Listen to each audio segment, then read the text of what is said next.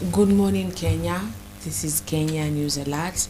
And I'm your host of Zulfa. Karibuni leo tarehe 19 mwezi wa pili mwaka huu wa 2025, and I'm here with a guest and the other person. Hello everyone. It's me, Lewis Philip. Good morning. Good morning, my love. Good morning. How are you? I'm good. How was the night? Hey. Sick. You hear how my voice is? Yeah. I sweater for the first time. People, kipenzi changu ni mgonjwa. It makes me sad. Very, very sad. Very sad. Thank you. Yeah, usijali utapona. Do you take chocolate milk? Of course I do. This is chocolate milk. Okay, so no, like pure chocolate, hot chocolate. Please do. Organize yeah, I will organize for us some chocolate for this lady. Yeah. Anyway, how was your night, darlings? I hope you had a great one. Better than ours. She's sick. Can imagine the terrible night I had. Anyway. Felix is there. Yeah. Yeah, hello, good morning everyone, and this is Plains and Felix, and I welcome you to Morning Tea Show. Lewis, Yes. How was your night, bro? My night was good. I'm very happy to see you ukiwa mzima. You know, yesterday I was fearing like ninaweza shtukia siwezi muona, ni anaweza enda na anipigie simu akiniambia. Sasa nilimwambia ukweli hezi taka kurudi. Anyway, thank you so much guys for showing up, right? Yeah. I really appreciate. And naona like mumetuandalia a very good information guys. Will you maybe mind to prove us? Tuanze kwanza na magazeti vile sister yetu ametuzoesha, alafu ndio maybe tuanze kujikumbusha na kujijulisha yaliyomo kuhusiana the Besigye man mwenye wa Uganda wameamua kutulia kabisa, hawezi hata wakajaribu kupiga hesabu ya kuona vile wanaweza msaidia atoke ndani. Anyway, Zulfa, how was your night? Okay, I've just answered that question.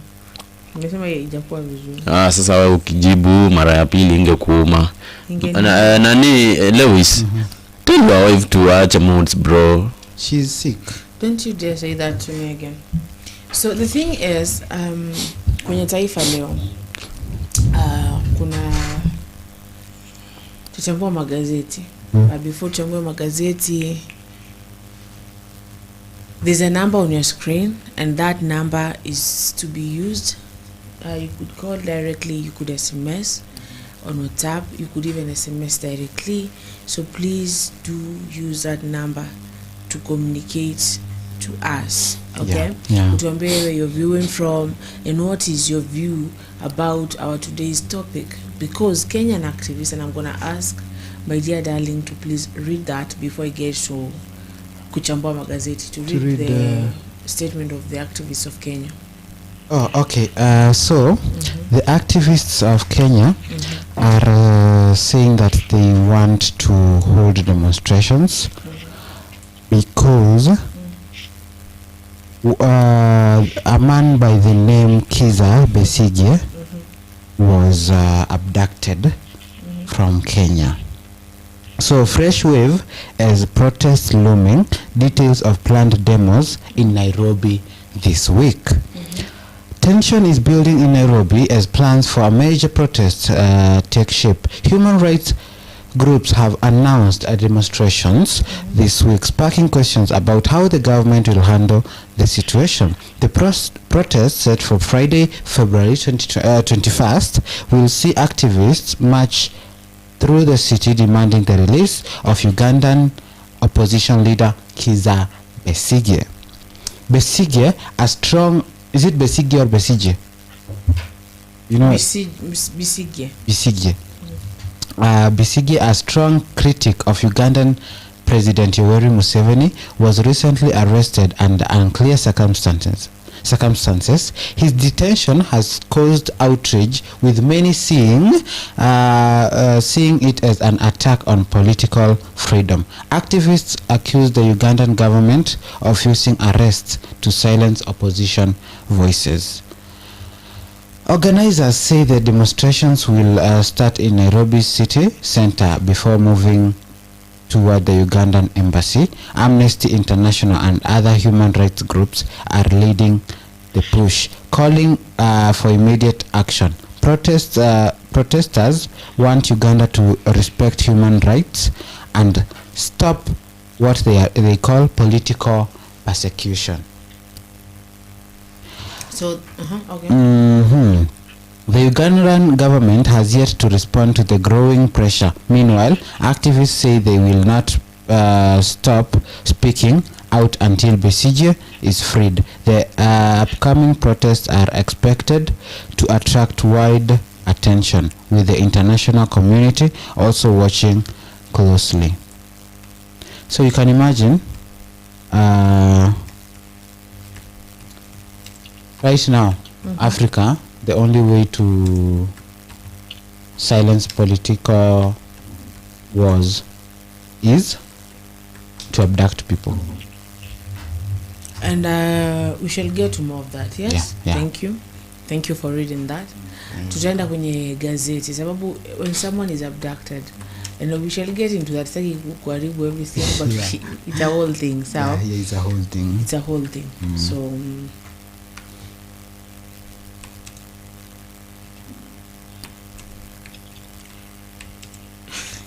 you can imagine. oui.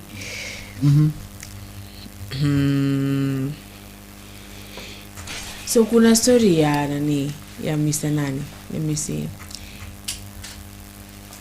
Wazee waachiwa jukumu la kuokoa machifu waliotekwa na Al-Shabaab Mandera. I hope you know that. You know that story about machifu waliotekwa na Al-Shabaab. Yeah. Unasikia wazee waachiwa jukumu. Wazee waachiwa jukumu, wazee ya kuokoa machifu waliotekwa nyara na Al-Shabaab. My dear president, you know the president. Wameachiwa saa. You know the president became my personal friend recently. So my dear president, how now are old men going to start rescuing chiefs? Oh dear. Could you please read that for us? Let's see. So jukumu la kuokoa machifu watano waliotekwa nyara na washukiwa wa kundi la kigaidi la Al-Shabaab Mandera Februari 3 sasa lipo mikononi mwa jamii eneo hilo. Haya yamejiri baada ya Rais William Ruto alipokuwa Mandera kumwagiza naibu inspector generali wa polisi Gilbert Masengeli kuongoza operesheni ya uokoaji. Nikinukuu, niko hapa na naibu inspector generali wa polisi Gilbert Masengeli na nimemwagiza ahakikishe tumewarejesha machifu hao. Rais Ruto alieleza umati kwenye uwanja wa Moi Mandera mnamo Februari 4 mwaka 2025. Alisema mashariki au magharibi ni sharti tusuluhishe suala hili la kwa sababu tumezorotesha pakubwa uwezo wa Al-Shabaab kuwavamia watu wa kaskazini mwa Kenya.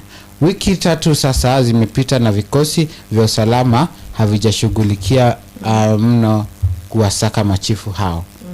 Sasa zitashughulikia ni wazee wanatafuta. Oh God have mercy on this country. Bado nikinukuu kufungua nukuu, bado hatujawapata machifu wetu, alisema kamishna wa kaunti ya Mandera Bwana Henry Ochako. Machifu waliotekwa nyara wanajumuisha mabwana Adawa Abdi Mohamed Hassan Kulumia, Mohamed Nur, God have mercy, Mohamed Nur Hache, Abdi Hassan Surao na Ibrahim Gabau. So Bwana Ochoka alisema wazee wa jamii za eneo hilo wanashauriana na wanamgambo katika juhudi za kuwaachilia huru machifu. See, but you read that. What is you read that, and I'm like, what are these people supposed to do? I'm surprised. Machifu waliotekwa nyara ni wakina nani? And this thing actually happened, I'm gonna say last week. I think they were waiting for Mr. Ruto and they were abducted by Al-Shabaab. Sawa? Okay. So sasa now wazee amewajua responsibility. How am I supposed to get them? Si unasikia wanashauriana na Al-Shabaab wawarudishe. This like advertisement. So it's watakwaje UN home security. So they say it every 5 minutes a home is burgled. So but if you take that security, so you security that thing. So if you take it, UN will send a force to your place, but to observe the thief. So when you say that machifu amembuwa wakati ni advasiane, you get it. What is that? Why have they sitting down? Umefakwa mshatu maata reke squad. Why these are our people? You see how Americans come for their people. Yeah. In fact, I remember back in I'm gonna say 2019 or 20 something. There was these people in Nigeria. Something happened in Nigeria, and there was like Americans there. Yeah. The way those people walikujiwa. Yeah. Even alikuwa ni kama alikuwa tu ni mmoja. Alikujua na whole team, one American, just one. Wow. These are how many of ours in Al-Shabaab territory. Na sasa mnakaa chini mkikunywa chai mkipeana. Ati wakisema ati wazee watashughulika. Kazi ya wazee si God. Ulikuwa unasikia pesa kwa nini? Kazi kwa vijana, pesa kwa wazee. Yes. Yeah, because that pesa kwa wazee in 2020. Yeah. I hate that pesa kwa wazee. Hiyo pesa kwa wazee hiyo. Anyway. So, that is that. Yeah, take us to the next thing. Hiyo Kindiki, mimi sio mtu wa kufunzwa kazi. Yeah. So Mr. Kindiki says that yeye hataki kufunzwa kazi. I am lost kiasi, sorry. He is strong enough to do his job. So Naibu Rais Kithure Kindiki amewaonya wapinzani wake wa kisiasa dhidi ya kudharau uwezo wake, akisisitiza kuwa yeye sio mwoga. When a chicken does not call itself a chicken, it calls itself a bird. Naibu Rais alisema wapinzani wa kisiasa walikuwa wakijaribu kila mara kumfundisha kazi yake na akawapuuza, akisema kwamba anafahamu wazi majukumu yake. Profesa Kindiki alizungumza wakati wa mkutano na viongozi wa kaunti ya Meru katika makazi yake Karen na Nairobi uliofanyika Jumanne, si ni jana tu. Alisema hawezi kufuata nyayo za mtangulizi wake Rigathi Gachagua ambaye alijikita katika kumpinga rais badala ya kuwa msaidizi mkuu wa kiongozi wa nchi. Nikinukuu, baadhi ya watu wanajaribu kunifundisha jinsi ya kufanya kazi yangu, lakini siwezi kuwa upinzani serikalini. Ninaelewa wajibu wangu na nitafaulu mtihani wangu wa kishindo, Profesa Kindiki alisema. Bwana Kindiki alisema analenga kumsaidia Rais William Ruto kutekeleza agenda yake ya maendeleo kote nchini. Aliwaambia wakosoaji ambao alisema wanamtaka kuzingatia eneo analotoka badala ya nchi yote. Nikinukuu, kuna watu wanadhani tunaogopa kuzungumzia tunakotoka. Hatuhitaji kutenga maeneo mengine ya Kenya ili kuendeleza nyumbani.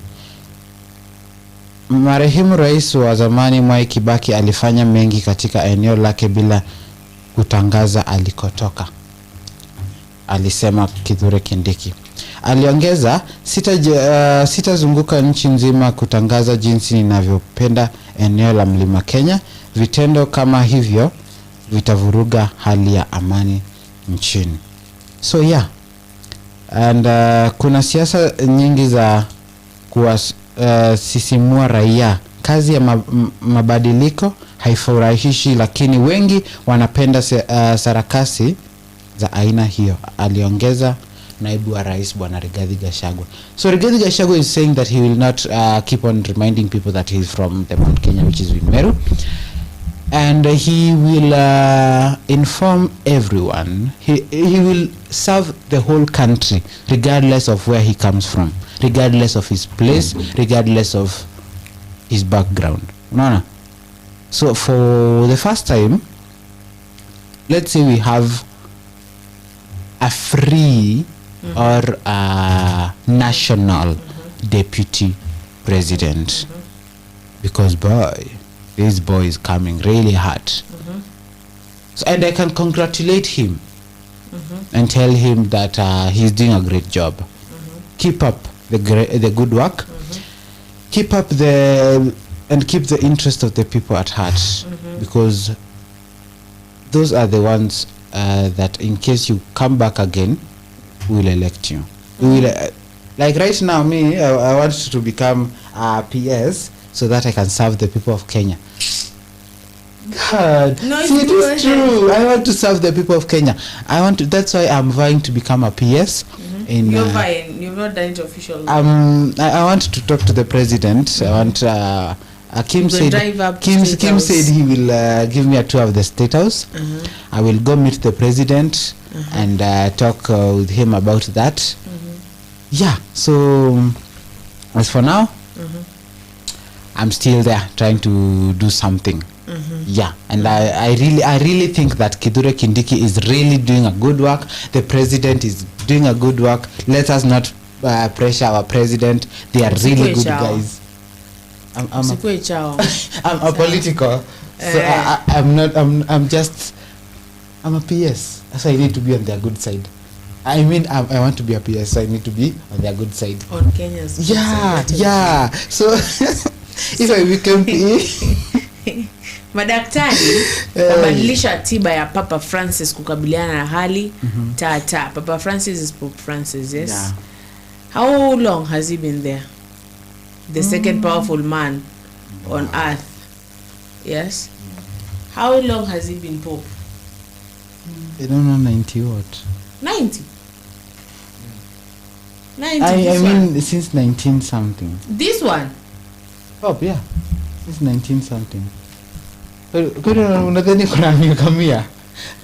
He was there. Hajaelektiwa juzi sababu I remember he's about 20 something, because he came to Kenya after he became Pope. Yes.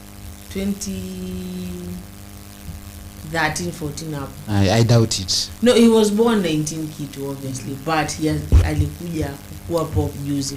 So Juzi? Na si nani the recent the mwenye alimwachia si alikufanga lini 90 what? Ukashua? alikufaga 2005 na mwingine akachukua.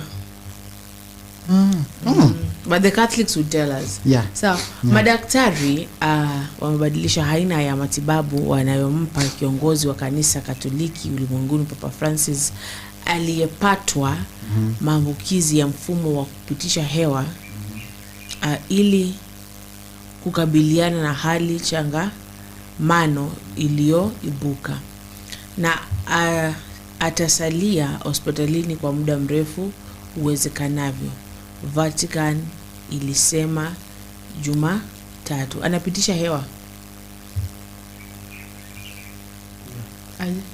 Like see a respiratory disease. Yes. It is good. Okay, I have the answer. On March 13th, 2013, he was elected at the age of 76 to succeed Pope Benedict the 13th. Yeah, the 14th. I hear after this Pope there will not be another Pope. Kwa nini? It is the end of the world. Matokeo ya vipimo vilivyofanya katika siku ya za hivi karibuni na leo vimeonyesha maambukizi fulani ya mfumo wa kupitisha hewa, hali ambayo imelazimu abadilishiwe matibabu, akisema taarifa. But I think he opened the portal to hell the other day. Because see, that is a nini you always open after 25 years. And people could hear children cry huko ndani. Even he himself was like, huh? It was a whole thing. Wow. So, vipimo vyote vilifanywa leo Jumatatu, that was yesterday, and vinaonyesha taswira ya hali changamano inayohitajika kwamba aendelee kusalia hospitalini. Taarifa ikaongeza. Papa Francis mwenye umri wa miaka 88 amekuwa akitatizwa na maambukizi katika chemba ya kutoa hewa na kwa zaidi ya juma moja, na alilazwa katika hospitali ya Gemelli jijini Rome Ijumaa wiki jana. Msemaji wa Vatican Matteo Bruni alisema Jumatatu kuwa kiongozi huyo wa kanisa Katoliki ulimwenguni alikuwa mchangamfu. Hakufafanua ikiwa papa huyo alikuwa akiugua maambukizi ya bakteria au virusi, lakini akasema maelezo zaidi kuhusu hali ya kiongozi huyo tolewa jana jioni. So we are going to wait for that. So na tunawaombea, sawa, sivyo? Ili ili apone. So now let's get to our main thing. This man from Uganda. And this Ugandan man, in fact, he's a doctor, physician. So, he was in the military. So, he has served for Museveni. Now, he has been, he was abducted. Apparently, he was abducted here in Kenya. He has been gone for some time. I saw him the way the first time he was abducted, nilikuwa naziangalia, and right now he's sickly. He's sick na hajapewa hata wakati wa kwenda hospitali. Si ndio? Ama they are like, you're a doctor, treat yourself. Si ndio?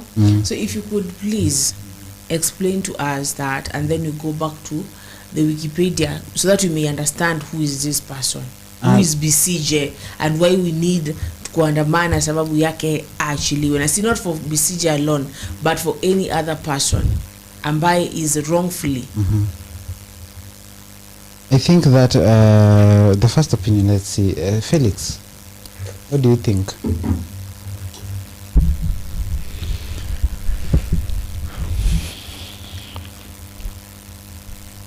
Lewis, you know, every life, when we start from water, we proceed to air, birds, right? And every kind of creature that carries life, truly, it really needs to have freedom of maybe movement, and so why we human beings, we really need to do to limit others from their freedoms, right?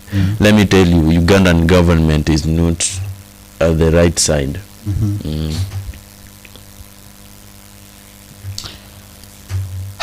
Ugandan is not on the right side. Uganda has not been on the right side for a very long time. That is their history. Yeah? That is their history. They are never on the right side. They are never on the right side. Sindio, let us go to know who is Kiza. Yeah, Kiza Besigye. Besigye. Besigye. Ni Besigye ama ni Besigye. How do they talk? Besigye, like that. Besigye, I have used Nanizo, anaitwaje? Kansime's English. Yeah. Besigye. Yeah. You know that it is me, and you will not tell me what to do. You're speaking like an Indian. Accent, yeah. Who is Kisa? Who is this Kisa person? So Warren Kiza Besigye Kifefe, born in 22nd April 1956, commonly known by his nickname Colonel Dr. Kiza Besigye, is a Ugandan physician, politician, and former military officer. He served as the president of the Forum for Democratic Change (FDC) political party, and was unsuccessful candidate in Uganda. That is 2001, 2006 and 2011. And 2016 presidential elections, losing all of them to the incumbent Yoweri Museveni, who has been president of Uganda since 26 January 1986. 1986. Why you born? 1986. I was still in my father's balls. So the results of 2006 elections were contested in court, and the court found massive rigging and disenfranchisement. Besigye allowed an early internal FDC election for successor president, which took place on the 24th November 2012. I hapo sasa, let us go to early life. Who is this person in early life? Sawa? Yeah. This person was born by his parents died kitambo. Sawa, he was the second one of the family. He went to what is it called? To Kigezi High School, Sawa Barara Primary School. He went to Makerere University, and then Apple graduated with a degree in human medicine. That was 1980. While in the bush, you know what in the bush? Yeah. Is when you're in. Yeah. What? Yeah. Yeah. Yeah. Well, in the bush is when you're now becoming a. No. When you're in the bush is when you're kama venye watu wanaenda huko Somalia na kupigana. When you're there, when you're in army or in those places. So he became Museveni personal physician. With the National Resistance Movement and Army, that is NRM and A, came to power in 1986. So they were friends with Yoweri Museveni back in army days. They were buddies, best buddies. Buddies, but the thing is best friends, mnakuja kuwa mortal enemies. So, sasa 1986 ndo alivyochukua bwana Yoweri, si ndio? Ama Museveni. He was appointed Minister of State Internal Affairs because Beshte, si ndio? Yeah, Beshte. Yeah. He later held the position of Minister of State in the President Office and National Political Commissar. In 1991, he became commanding officer of the mechanized regiment in Masaka, Central Uganda, and in 1983 he was appointed the army chief of logistics and engineering. Sindio? So akawana 1999, sawa? Ndo akamua Winnie Banyima, Byanyima, a Ugandan member parliament in Nasiamba, Kampala. Sawa? So career yake, after graduating, Besigye briefly worked at Mulango National Hospital. He later went into exile in Kenya. So he came here. This is like the second time he has come here for refuge. Exile. Refuge. So where he applied to the medical board for registration to work as a doctor.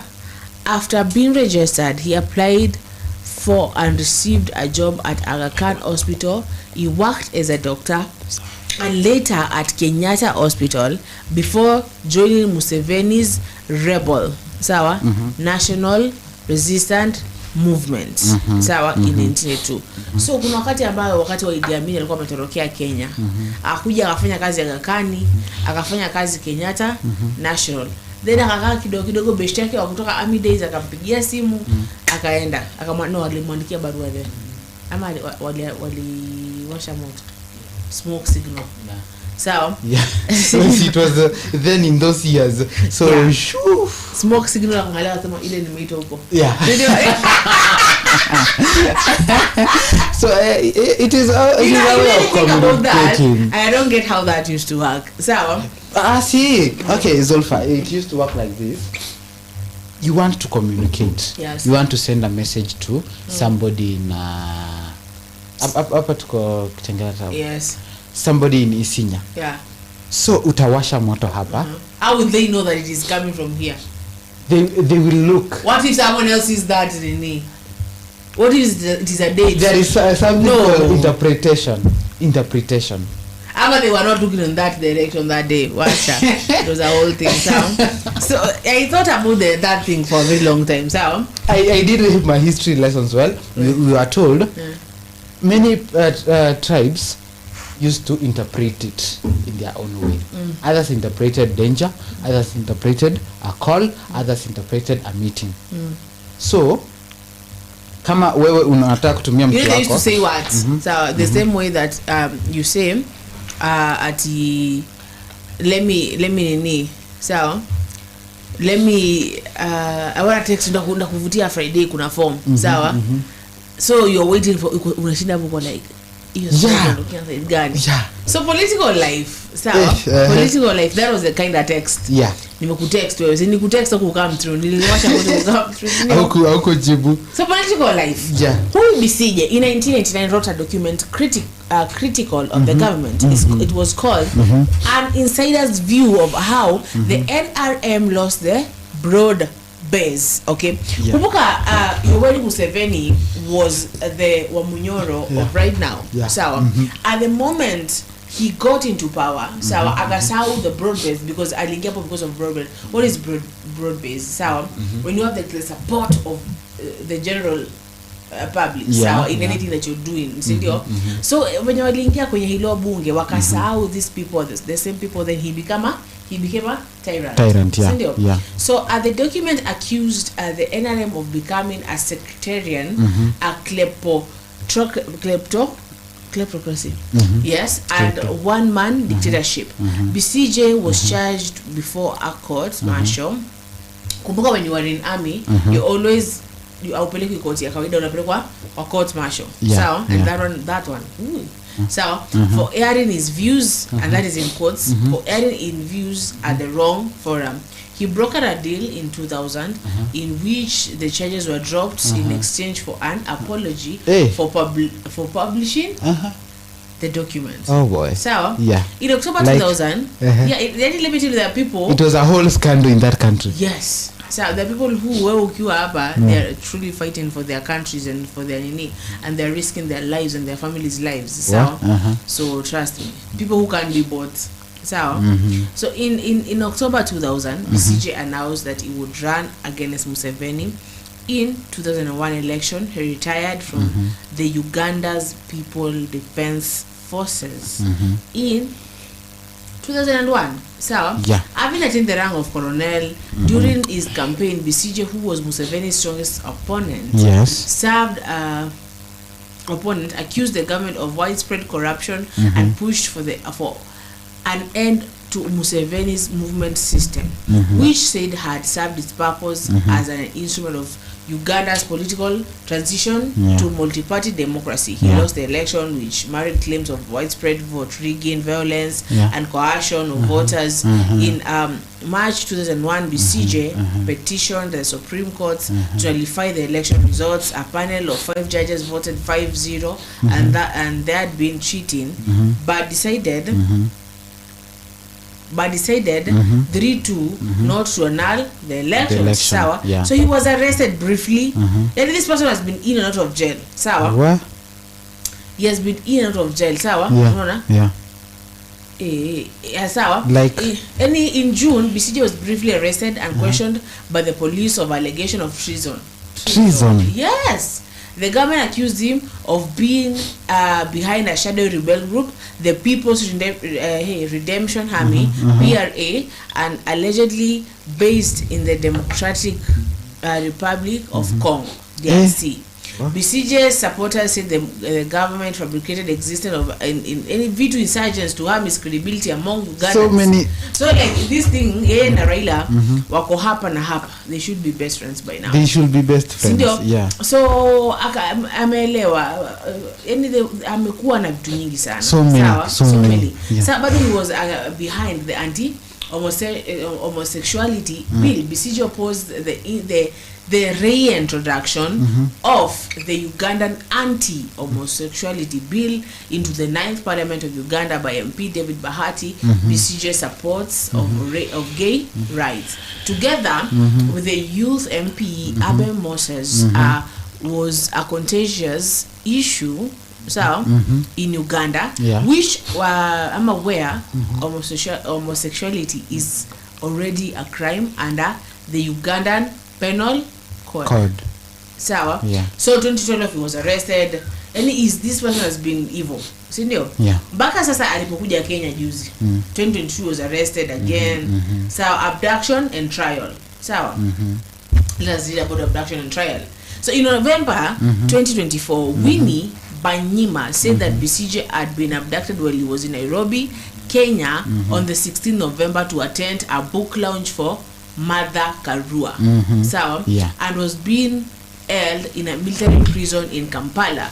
The Kenyan government denied involvement in the incident, but a spokesman for the Ugandan government said that the Kenya had been informed. On the 20th of November, he appeared along with FDC member Haji Lutale Kamulegia before a military court in Kampala, where he was charged with possession of illegal firearm and soliciting military support in Geneva. See, that is Greece, what is still need for. This will just wanna kill this person, and he's already old. Niliona akiwa very sickly, anakaa mgonjwa sana. As operations security of defense forces. Sawa, Besigye and Kamuleta pleaded not guilty and were remanded to Luzira maximum security prison. In January 2025, the military court ruled Besigye can be tried for treachery. On 31st of January 2025, the Supreme Court of Uganda declared that the trial of civilians in military courts was unconstitutional, ordering an immediate halt to prosecution against Besigye. However, the military announced that it would continue trying Besigye. And on 11th February, Besigye began a hunger strike. Oh my God. Oh boy. On 13th February, he was described by lawyers as being ill and in need of specialized medical care, adding that he was suffering from hypertension. On 16th February, the government said that it would transfer jurisdiction of a Besigye case to a civilian court while arguing him to end his hunger strike. On 18th, Besigye was briefly confined at a private clinic. Wow. Jamani, there are people who are going through. There are people who are going through hell in this. Why are they going through that thing? Because those are the people that are some patriotic. Politics, and I told you, no wonder I'll always be a political. If this is what we go through. This is what we will go through. Man, who doesn't get. I don't want to be politician. I just want to be PS. You know, let me tell you one thing. It is so sad. Very sad. That when people see competition, or they see they're intimidated kidogo, they feel threatened. In power, you feel like I must hand this person, I must humble this person, I must make that is so sad. Please do continue. Even if there is competition, my dear, competition, it makes this life worth living. Somebody said, if life was as soft as a fairy tale, not even a fairy tale, if life was as soft as a flowing water, then it would not be worth living. You know, there is this song that I love, Nasemanga. It is from a certain movie. There is a point that says, Mangaje, we remember love because of the challenges that we face during when we were in love. Sometimes our moments might be different. Sometimes love might be challenges. Something like that. But that does not mean we give up. That does not mean we just kill competition. Ukiwa shule si ulikuwa mnaambiwa mwenye atakuwa wa kwanza ama atakuwa wa pili atapewa kitu. As far as we were being bribed by free trips and laptop bags. Hizo ndio vitu tulikuwa tunapigania. Like we used to compete. Asubuhi tunaamka unapata mtu alifika asubuhi shule vitabu. amejimaji kwa But vitabu. that is good. Yeah. We like challenges. Na mwenye amezoea kukuja number 1 na kikosa kukuja number 1. It becomes a hell of a drama in that school. Unapata mwenye alishindwa haonekani break. Baada mko mnauana. Hapana, haonekani lunch. Haonekani. Nageuka ni kama amekuwa mwalimu kila 24/7 staff room. Asubuhi mkikuja ako staff room na mwalimu fulani. Jioni staff room. So yeah, challenges and competitors are things that we need in life. So if you are challenged, do not kill your challenger. Do not kill your competitor. You need your challenger in fact. Yeah, because they... How will you know that you're good if you don't have a challenger? Can you imagine? Sasa kazi yako tu ni kuamka. Sasa hadi mimi nikiwa PS mimi sitakuwa nataka challenger. Na kazi yangu ni kuwa permanent secretary. Anyway, kakako pale pia anasema point yake. So yeah, if you are a leader, embrace those who challenge you. Will you go for that maandamano? For that maandamano? The last time I went for a maandamano, it was not good. I'm still recovering. So maybe nikipona, I have a knee that may had some nickels during the maandamano. So ikipona, I might go. Ikikosa kupona, yeah, ikikosa kupona, I will be here broadcasting live from Kenya News Alert. So Felix, what do you think about Mr. Kiza?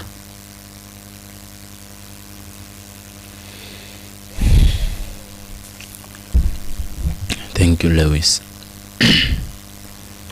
I think watu bado ninalaumu ni wa Uganda, right? Yeah. That guy has been fighting for them. And there is no need of those guys to let that guy just remain in jail. It really sounds disgusting, bro. Somebody's fighting for you. Sasa nikuulize, mapresident wenye walianza na Museveni bado wako in power? Kwani Uganda ni akili maybe ama ni damu hawana yenye wanachoka? Another thing, does it mean they cannot raise their voices? Right? If they are being abducted because of that, do you think they can? Ugandans are not like Kenyans.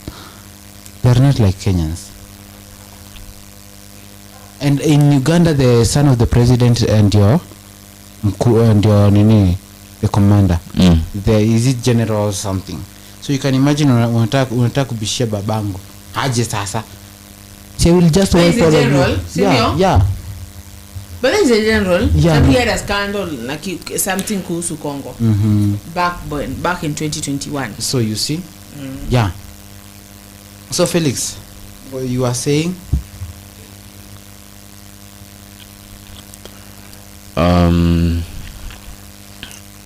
Truly, Ugandan government should be fair, bro, at once. Because it is not costly and it will not cost them. You saw that guy was just there at some point reminding the government over some of the normal issues that any activist at some time could maybe address. Hata kama maybe aliongea hadi akafika wapi, yeah, unajua like there are those people who can at some point violate freedom of speech. Na hata sijui kama Uganda wako na hiyo freedom of speech though.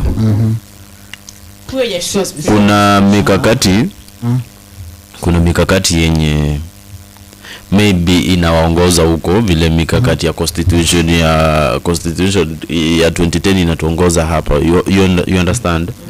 Maybe kama kuna yenye hiyo jamaa violate, then there could be a good way of maybe doing what, kumnyorosha. Nani leo usikumbuka that guy ulisema like amewahi kwa personal So in short, so close to Museveni. Yeah. Na kumweka kwa jela bro, rajai kula sijui nini vile nilikaribia kusikia hiyo issue. It really underrates Uganda vibaya sana. In fact ina underrate Uganda vibaya sana bro. Somebody like that one ara kama maybe anafaa ku arrested, then anafaa kuwekwa kwa jela fulani ama room fulani yenye iko slightly better than others. Mbona mtu mtesa mtu mwenye miaka hata imeenda hivyo, it just because maybe babako ni, I don't know kama huyo ndiye alimuarrested, just babako ndiye ndio ana ama nyinyi kama familia ndio mnaongoza hiyo nini. Not Kenyan, Ugandan politicians should rise up and open their eyes. Let people open their brains, and in fact, if possible, if they are going to do that, then nobody anaweza enda kuwatumia vibaya. Bro, Museveni ni mmoja na kijana wake ni mmoja, sawa? Watu wa Uganda ni wengi. They could raise their voices, they can get help from the other side. Uganda, kuna ile information Ugandans, I'm gonna say the Ugandans who are watching, I think, so yeah, what they are saying hivi, kuna Kiza Majesma, big up Kenya, and then there's Kigozi official sema thanks for the show guys, tumeshukuru sana, lakini maisha ni mabaya hapa. So if you would even they have even I don't know Lewis so the thing is, as you said, they should ask for nini. Uganda, let me tell you, hata Obama alikataga ikija kwake. Let me tell you, Mr. Museveni is a tyrant. Museveni amekuwa pata ngolenti. People know that Uganda iko under dictatorship. Yeah. What do they do about it? Nothing. They do nothing because wako kwenye vyama vingi, are they? They are not. Wako kwenye UN hata. Wako kwenye hizo walitoka mingi. Walitoka. After alimaliza 10 years. After alimaliza 10 years. Yes. Countries. Want him to step down. Yeah. So he got out of the IGAD. Yeah. IGAD ni Africa. Yeah. Akakomeza. I think hapo tu ndio amebaki. Akakomeza Because ni business. They don't talk about politics. But this person is a tyrant. So when you said they should have spoken up, speak up aje. If that is a whole leader. Kuna information Lewis ya kidogo kama huyu nani anaitwa aje. There's this musician. Yeah.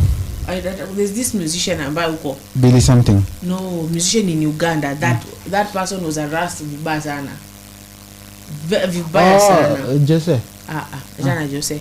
Kuna mwingine alikuwa for the youth. Alikuwa ameanza kuchukua youths. He was a youth sana. That person was arrested. Ule mwenye alikuwa anataka kuwa president. Ana sijui mali anaenda siku hizi. Sijui alituliaga aje. And then there's this mwenye kwa ni best yake mwenye anafanywa hivi. So when this person says that ati wanafaa waongee, it is not like Kenya you can speak. Uganda si kama Kenya. Yeah, you can't speak huko. Uganda si kama Kenya, unakuja kwa social media unasema unajua the president hivi nini, you will be court martialed, you will be done this, you will disappear. The funny thing that is surprising in you will be court martialed na wewe si mwanajeshi. Na you will be arraigned in a court martial.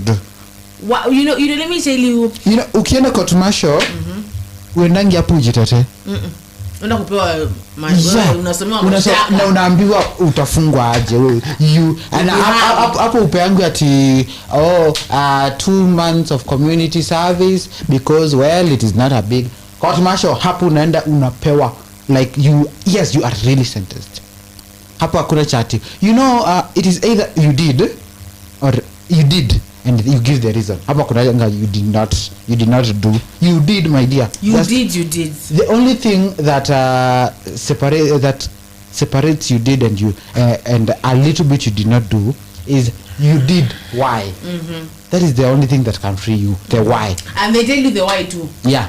And they are like treason. Yeah. Treason. You know treason is death. Yeah, treason is death in every country. Treason is death. And even in heaven, see you blaspheme and you die. You go to hell. Asema Kigonje anasema hivi. Asante sana marafiki.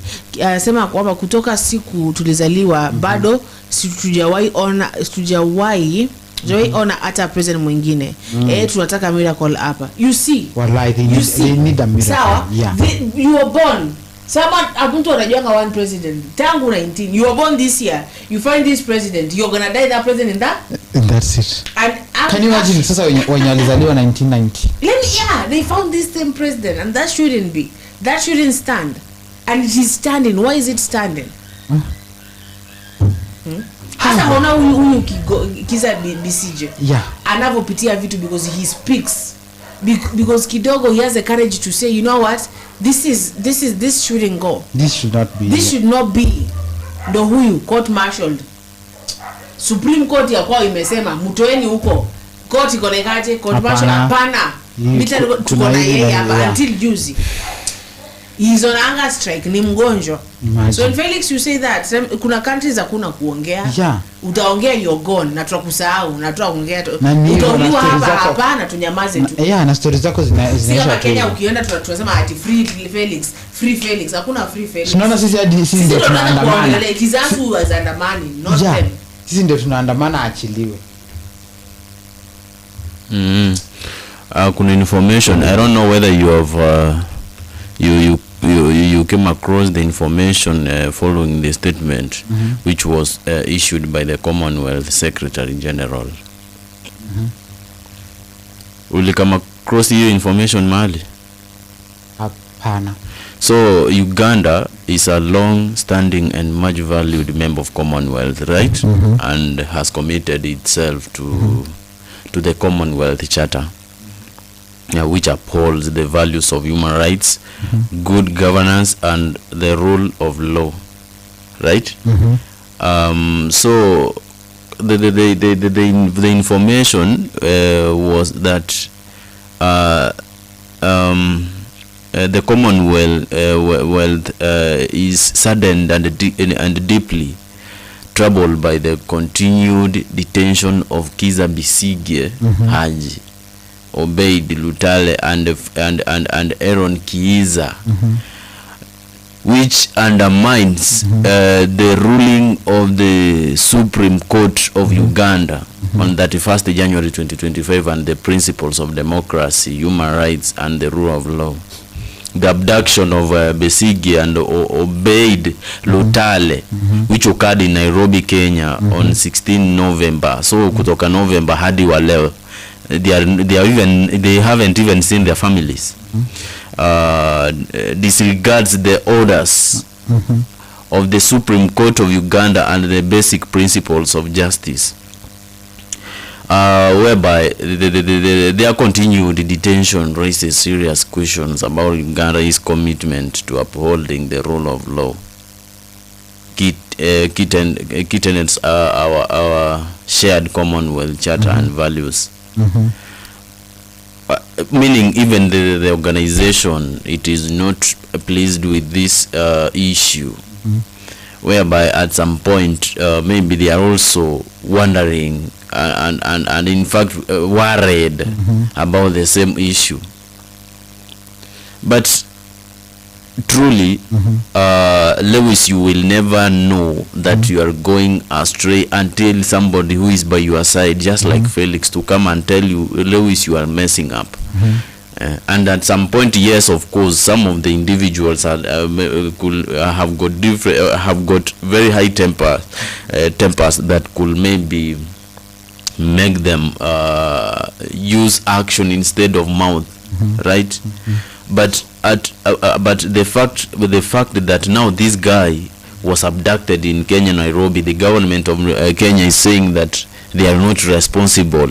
But the other side proves that I don't know whether they proved or they just say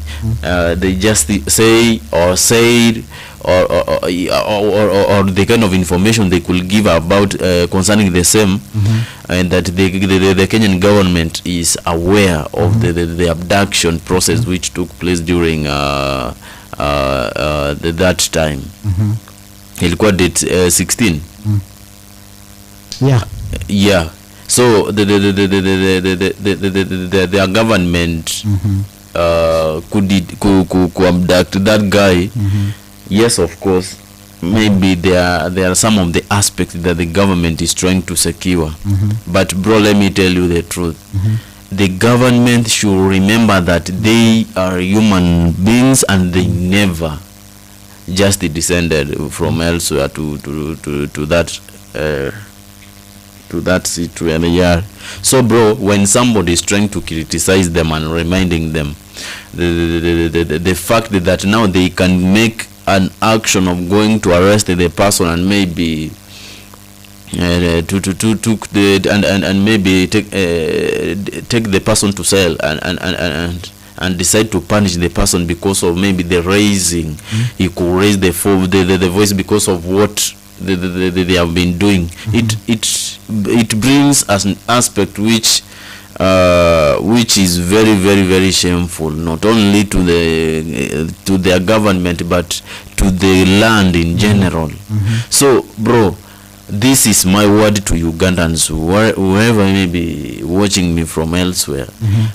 Please remember that no man will ever purchase a human life, bro. This is what I've been saying and I've been repeating several times, that no man will ever purchase a human life. So the moment you are trying to just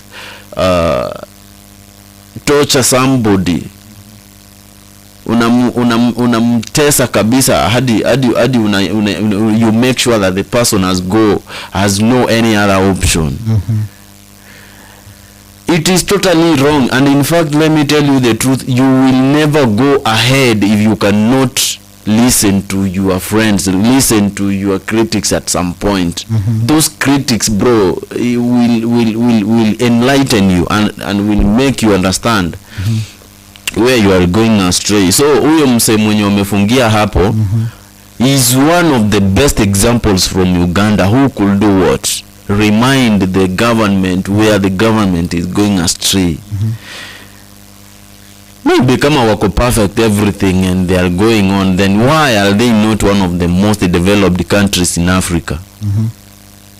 Ama why are they not then the leading developed countries in East Africa, to be specific? So bro, let me tell you the truth. The country will never make any step forward until mambo na ubinafsi, mambo na dictatorship and other aspects zenye zinafanya watu kuogopa serikali, bro, ziishe. That will be the moment even that land will ever progress. Yeah, we have got many landlocked countries which are developing because the public is given an opportunity to participate in governance. Yes, let me tell you the truth. Bro, mimi nimetembea Uganda, sawa? Na wa Uganda ni watu wazuri sana. Only that they only forget that land belongs to them and they have got all the rights required to make Uganda progress. So if possible, all those people who abducted during that day, yenye mse alikuwa abducted, if possible, everything iwekwe tu wazi, watu waseme, yani your government iweke tu watu wazi vizuri aje, this is what we are not into and this is what this guy has maybe done. Lakini si eti ku criticize government that kuna mahali umefanya nini munaenda astray. Bro, we are human beings and makosa yapo. But we are told do not listen to every advice you get, because even fools grow old. So do not listen to everything, because right now knows what they are saying. Yeah, because they just speak for the sake of just opening their mouth, because to show power. Yeah, so kuna watu wengine wakinyamaza sana midomo itanuka, na wakikosa kukuharibia jina from other people to other people, they will not feel at peace. They will feel like, you know what, no, hii siku sijamaliza vizuri, wacha niongee na fulani kuhusu fulani. That is not how you live. Zingine zinakuanga like, you need to talk something sensible. Do not talk something talk something that I'm gonna say the way kama tumekuwa pale kwenye Wikipedia wanasema that he said that this Mr. Kiza was involved with some rebel group in Congo. Sawa? Yeah. The PRA of Congo. Sindio? Na watu wakasema ya kwamba this was to use this tactic ya kuharibia huyu Kiza credibility by the Ugandan people. Sindio? So as you are saying, there are people who wanajitengenezea jina na jina lako. Sawa, abali niseme Zulfa mbaya ama Lewis mbaya ama Felix mbaya for my own sake. Sawa. They don't like getting that bad name. But they will use your name. Wanataka tu kuharibia. That is what we can say that some of the Ugandans did to Kiza. Yes. Not everything you hear. Right now, as you say that, yes, we know, even back in history, that Uganda is one of the most important Commonwealth. But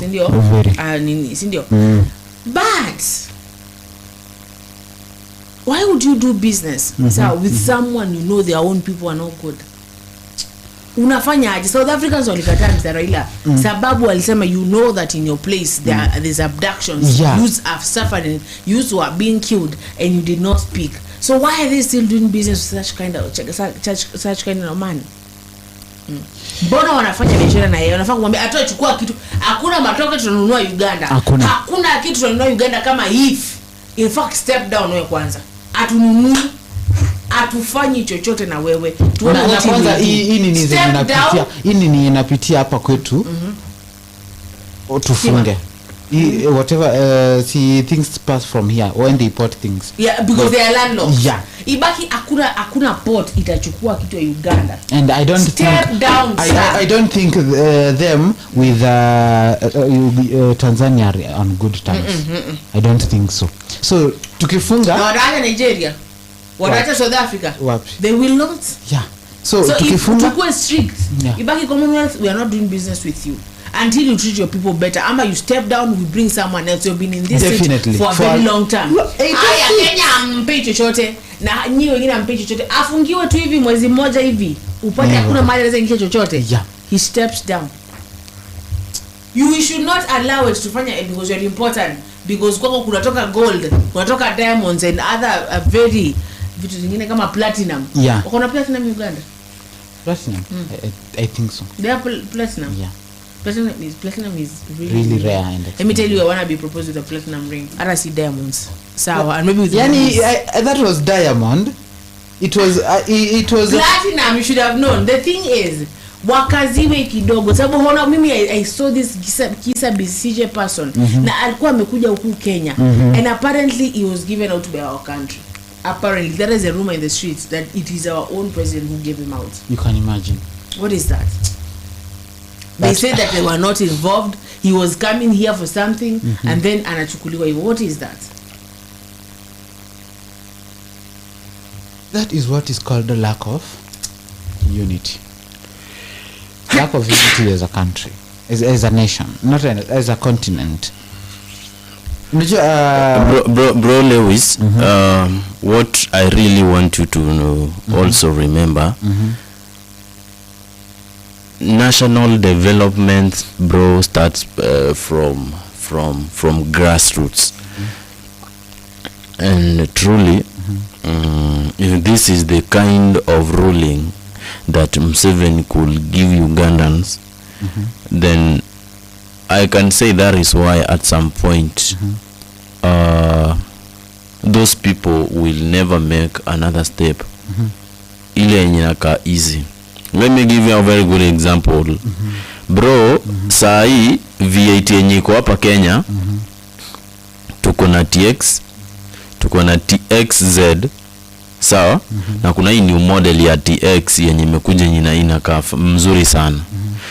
Unaweza amini like Uganda kwa sai ni wako kwa ile fashion ya kwanza ya TX. Unaweza amini hiyo? Like ile ya kwanza. Wa? Haya, nataka uende uangalie escort ya president huyo nani? Anaitwa nani? Museveni. Ni ile V8 yenye unaelewa. Hiyo ndiyo ana ride on, right? Sawa? Bro, ukiangalia escort ya President Ruto ama President Uhuru, those vehicles he could use si kama zile zenye Museveni anatumia. yule msee ako nyuma na amerudisha watu wake nyuma. Bro, let me tell you, unajua like wakati mtu ana kazi yake, Lewis, I'll never be a good technician or a good video maker, anything ile field yangu, kama siwezi nikasikia mawaidha kutoka kwako wewe mwenye unapokeanga hizi vitu zenye ninafanya nini, ninatengeneza kwa mfano. I'll never be a good a good singer kama maybe ninaweza taka kuwa mtu mwenye anaimba, kama siwezi nikasikia ukiniambiaje Felix, sometimes you really need to check on this. Unaona hiyo check on this, mbona nikasirike bro? Unaona saa hii you might find that development, in fact self-development groups in that country zimepungua kwa sababu at some point there is a lot of strain. Unanielewa? Na hii strain inaletwa kwa nini? People totally ni kama wanajitegemea because of the government cannot provide some essential programs zenye zinaweza support nchi, na mwananchi ana nguvu ya kushout to the government that we need this. Can I give you a good example? Just like now hapa hivi tunasumbuana na, okay, we are trying to make the government maybe if possible to work on SHA and the other things, right? Yeah. Si tunaendelea kuongea hivyo. Yeah. The government is trying maybe to check on how wanafaa kuishughulikia. Sawa? Yeah. But huko bro, mtu anaweza enda kwa ofisi vile yule mwanamke alienda kwa ofisi.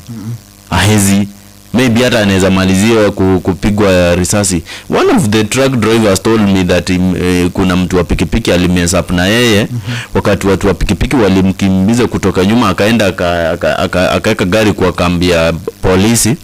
Wale watu wa pikipiki wakati walikuja wakidemand wanataka mtu wa huyu truck, wakiinsist kabisa,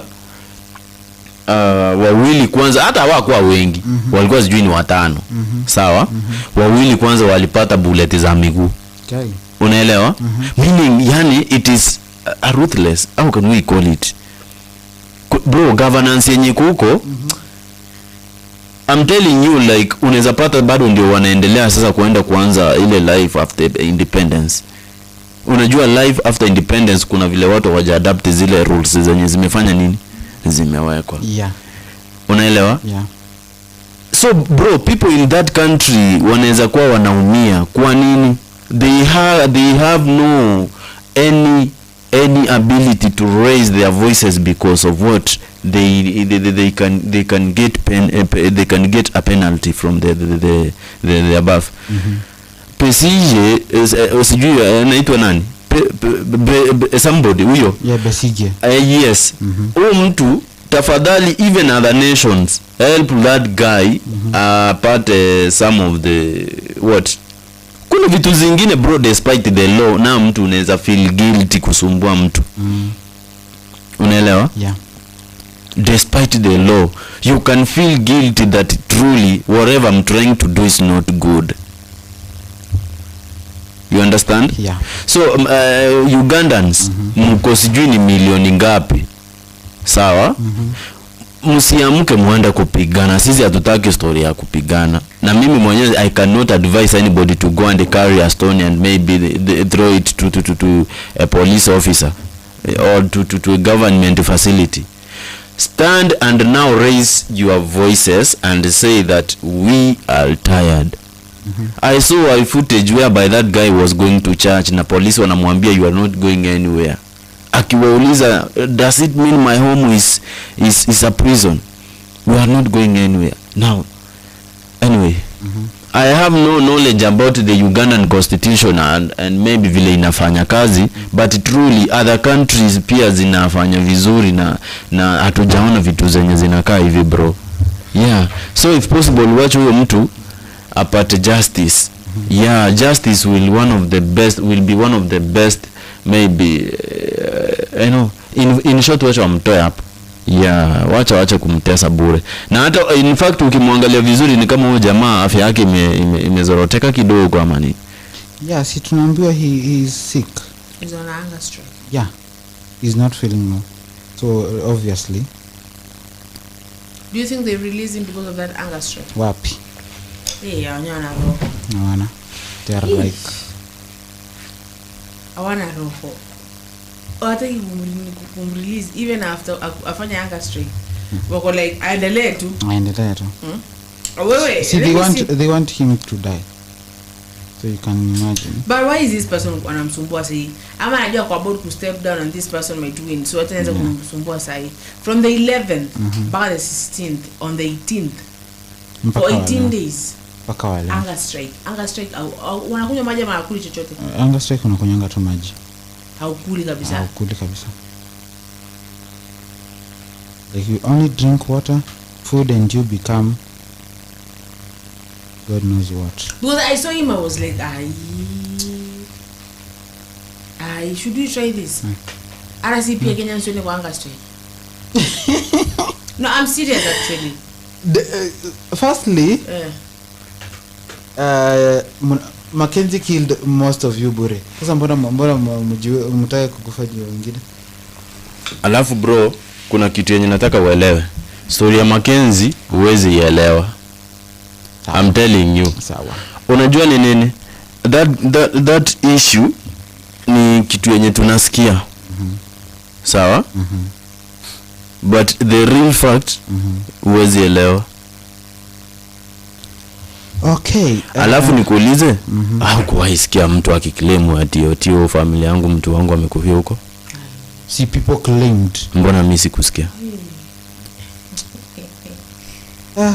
Don't worry. Anyway, so my point earlier was, in this country, if Uganda, I don't know why Ugandans can't just talk to them. Countries, as you have said, other countries zikuje zimbongesha vizuri. Aikata. Hata kama they will put his son there, at least for one, something different. Turudishi. Kumbuka he has been groomed. Yeah. He has grown. No, hii kitu ni yetu. Usiachilia. And that is good for a son. Yeah. Sawa. Yeah. To know that I must hold everything dear that my father tells me. Yeah. That is good. Sawa. But no. Nafikana mahali watu wanachoka. Kwani Besigye is not somebody's son? He is. Na atumika hivyo vibaya. It is not good. It's not good. It is not. Very. Very not good, very not cute, very not demure. Yeah, just that I'm Kenyan. As a Kenyan, I am a lover of peace. So vitu zingine tukianza kuingililia on Friday. On Friday wenye mnaenda maandamano, keep me posted. We shall be here. Yeah, keep me posted. Yeah, we will speak because it is Friday, this coming Friday. Today we are on Wednesday. Kama hata release you by then. Kenya Amnesty, sema Amnesty, and what other groups will be there? Yeah, human rights and and etc. They will be like they want for him to be released. Na si tafadhali. Hapa hakuna cha tafadhali. They will be like, we demand the right of that man to be released because there are no charges. That thing was used in 2021. So my dear, hakuna cha terrorism. He is not a terrorist. Okay. Just because he came here to visit a neighboring country. He was coming here for a book signing. You can imagine. Because Mother Karua did write a book. Yeah. There's even this other woman that has wrote a book, but because we can't say it officially. Yeah. Yes. So that was today's show. Tuingie kwenye show ya nyingine saa 6 kamili to try and maintain time. Yeah.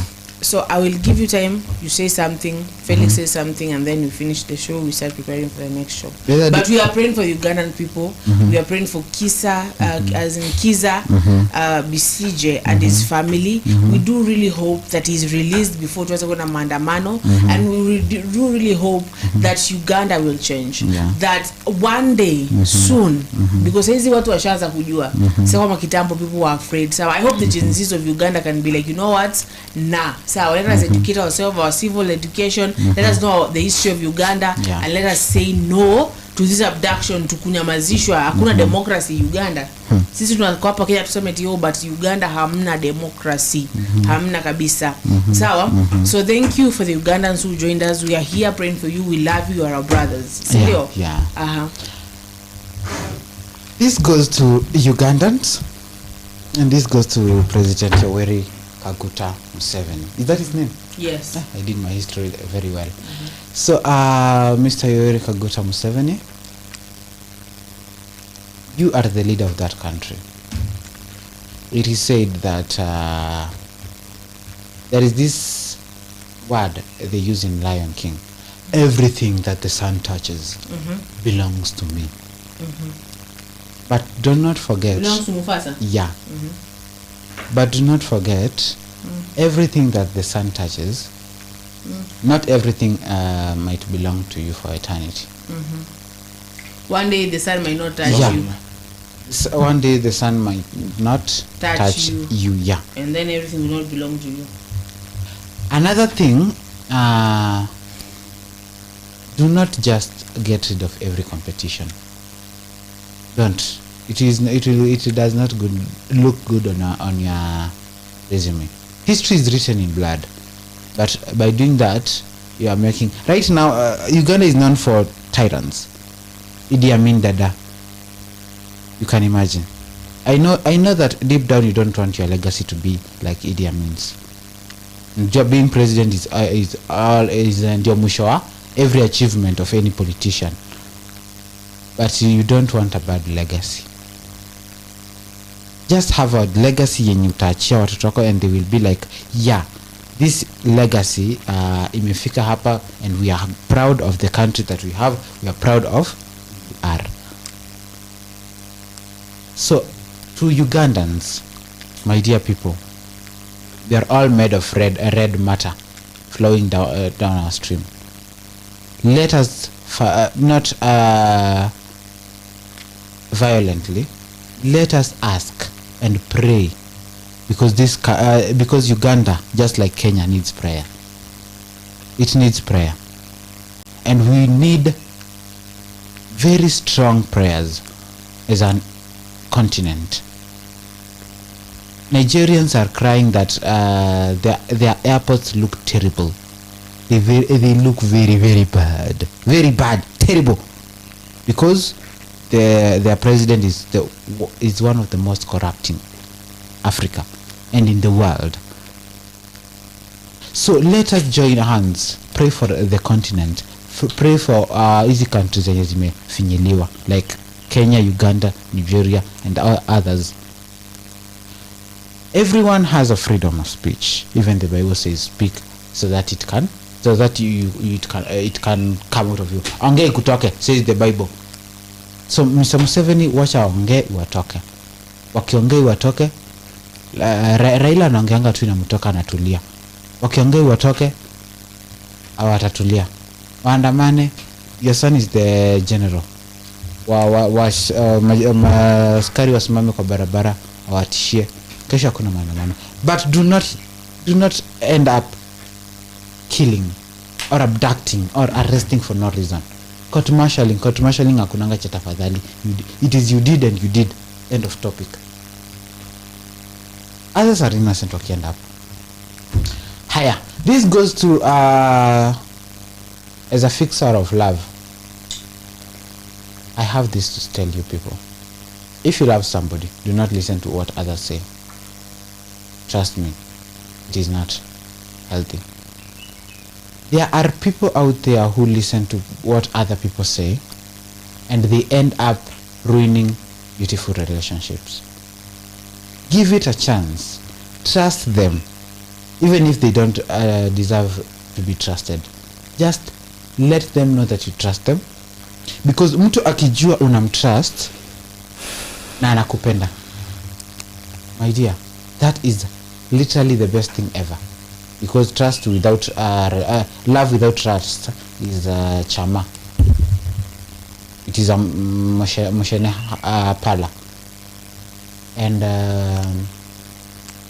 as I told Zulfa earlier, do not people out there, do not use others' names for your own gain. Usichafulie mtu jina ndio faidike. Safisha jina lako kivyako. Kuchafulia mwingine jina haitakusaidia. It will not help you. Maybe sometimes you do that and it works better for the other person. Yeah. Maybe this person likes naughty people. Yeah. Kuharibia mtu jina, it will never, and I repeat, it will never go on you. Because huyo mwenye unamwambia, there is this story about the son of King Solomon. The reason why the kingdom was separated is because Absalom no, it was not Solomon. There was this king. Absalom. The son of si hadi kumbuki ilikuwa king yupi. So huyu chef, huyu king alikuwa na trusted chef. Huyu chef alikuwa best yake. Anakuja anamwambia things on how he wants to kill huyo kijana. Na huyo kijana anaenda anamwambia, you know what, your father wants to do this to and this to you. Anamwambia how he wants to make sure that that kijana will not be king and do this. Anaenda anamwambia hivi na hivi na hivi, your father wants your younger brother to be king. One day when that boy became king, the first person to kill was that chef. Do you know why? He was like, my father trusted you and you did not meet his expectation as a friend. You used to tell me everything. You used to betray him. So somebody trusts you with something. Do not go bad mouthing. No matter how jealous you are, no matter how wicked your heart is, no matter how bad or evil you can be. Because my dear, there are worse people out here. And there are others who feed on evil. So maybe you might meet the wrong person. And trust me, they will not end up well. Anyway, I'm not here to give lectures on love, lectures on politics. I'm a political, that is me. And I fix love of all types and all genres. And I make fairy tales come true. I'm a writer, scriptwriter, I'm an actor, and all that. So, do have a nice, it's a morning, right? It's still morning. So enjoy your morning for a while. We will meet here after, let's say, an hour or two, and we will continue kupiga mashene with Sema Nasi. We will talk about everything. That's all from me. Enjoy. Back to you, Felix. Thank you, Philip. This is Plains and Felix, and I really appreciate for joining us. I appreciate you so much, and may we meet at the other show. Thank you. Bye. Okay, so this is also Zulfa. Great advice. Yeah. Kidogo niko like, oh my God, who hurt you? I was touched. You were touched. I was touched. We are all touched. Yeah. So. Yeah. So to the Ugandan people, much love, much love. So to the family of Kiza Besigye again, we are praying for you, but no, as Kenyans, we are not afraid. We're gonna go for that mandamano, and we pray before then, because when people say in Kenya mandamano, mandamano really means mandamano. Okay, so people will go for mandamano if Kiza is not released. Huyo ni mtu ambaye ni mkongwe, huyo ni mtu ambaye anapigania ukweli, huyo ni mtu ambaye anapigania demokrasia. So it should be released. What is he being tried for? So, for being a patriotic person, for caring about the Uganda people. So, we pray for you people. Tupatane hapa saa 6 kamili mpaka saa 8. Thank you. Bye bye.